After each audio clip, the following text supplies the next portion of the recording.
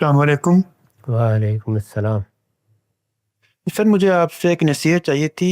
آپ کو سننے سے پہلے مطلب میں نے کچھ تھوڑا بہت دین کا علم حاصل کیا ہے اپنے پرسنل رائے سے۔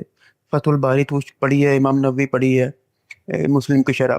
تو سر اس میں نا، جیسے آپ کہتے ہیں کہ تردد ان کو بھی ہے کہ جو حدیث قرآن کے خلاف ہے، جیسے قرآن کی بکری کھا گئی، تو وہ ڈرتے ہیں کرتے کرتے، لیکن شرح تو ان کو بیچاروں کو کرنی پڑتی ہے۔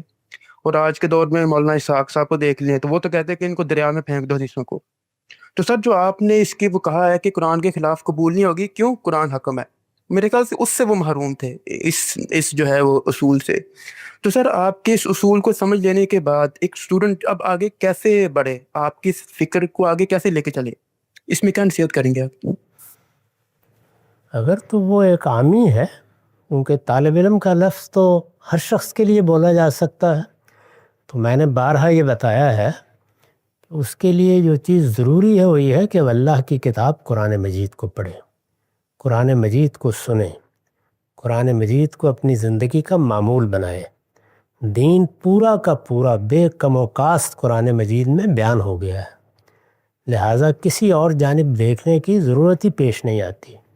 قرآن مجید دین بھی بتائے گا، انسان کا نسب العین بھی متعین کرے گا، اس دین کے حقائق کے لیے استدلال بھی بیان کرے گا، اور انسانی نفس کو بھی بار بار متوجہ کرے گا، جس کو قرآن خود انذار کہتا ہے، وہ خبردار کرنے کی کتاب ہے۔ تو اس کو پڑھیے۔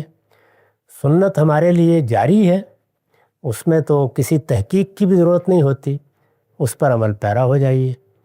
جہاں تک حدیثوں کا، روایتوں کا تعلق ہے، یہ رسالت مآب صلی اللہ علیہ وسلم کی تاریخ ہے۔ یعنی آپ دنیا میں رہے، 23 سال کم و بیش آپ نے کار نبوت انجام دیا، اس میں باتیں بھی کیں، سوالوں کا جواب بھی دیا۔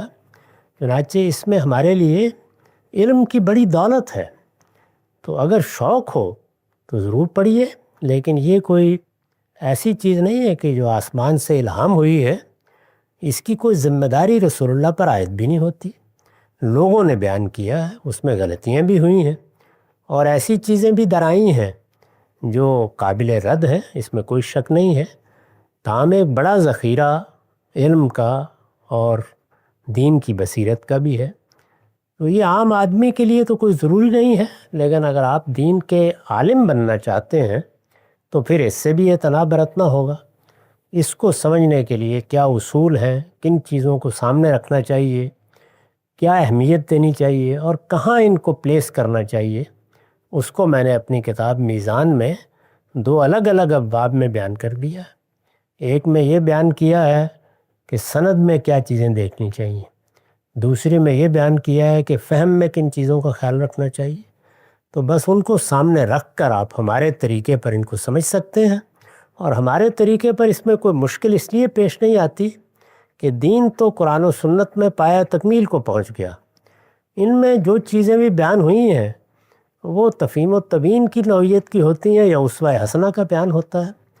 یہ اگر میسر ہے تو بڑی نعمت ہے، نہ ہو تو دین میں کوئی کمی نہیں ہوتی۔ استاد، حدیث کو قرآن کے فریم میں رکھنے کے بارے میں بتا دیں کہ یہ عمل کیسے کیا جاتا ہے؟ شکریہ۔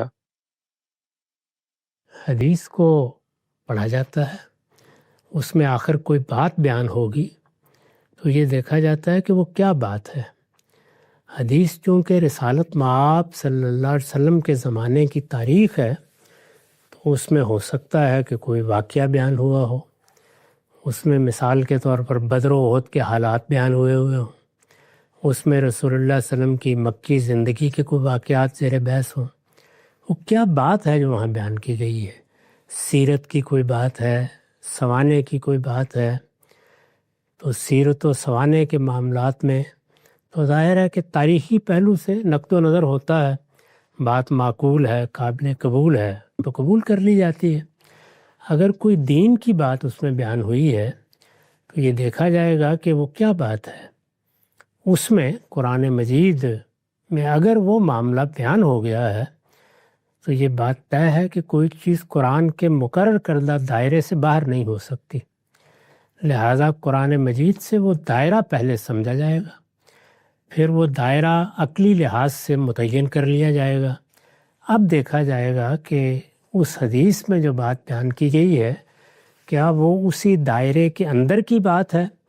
اگر اندر کی بات ہے تو یا قرآن مجید کی ہدایت کے لسانی مضمرات میں سے کوئی چیز ہوگی یا عقلی مضمرات میں سے کوئی چیز ہوگی، اس کو سر آنکھوں پہ رکھنا چاہیے، بڑی رہنمائی حاصل ہو گئی۔ لیکن وہ اگر اس دائرے کی چیز نہیں ہے تو پھر اس میں توقف کیا جائے گا اور غور کیا جائے گا، اس کو رسول اللہ کی نسبت سے اب آسانی کے ساتھ پیش نہیں کیا جا سکتا۔